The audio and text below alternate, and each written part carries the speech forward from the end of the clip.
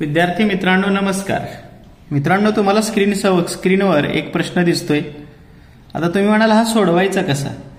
तर बघा इथे म्हटले 867 अधिक 289 चा वर्ग वजा 867 वजा 289 चा वर्ग आणि इथं खाली ही पहिली संख्या 867 गुणिले 289 असं दिलेलं आहे।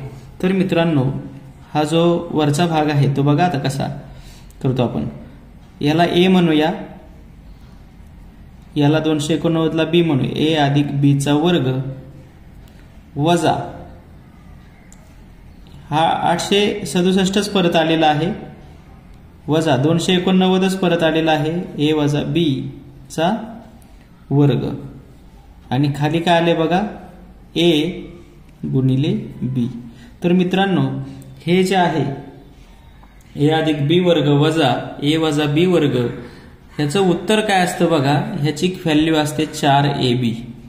हे सूत्र आहे, याची व्हॅल्यू किती असते 4ab आणि खाली आहे ए गुणिले बी म्हणजे ab।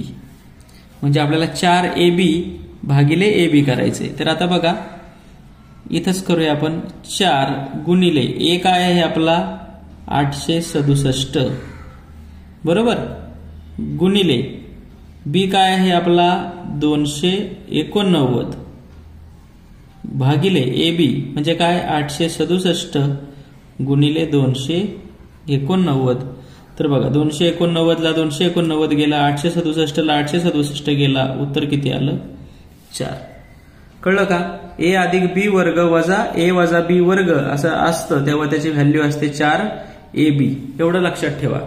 कळलं? ह्याची किंमत किती आली मित्रांनो? तर याचं उत्तर आलं 4। तर हे अशा पद्धतीने सोडवायचं असतंय। थँक्यू।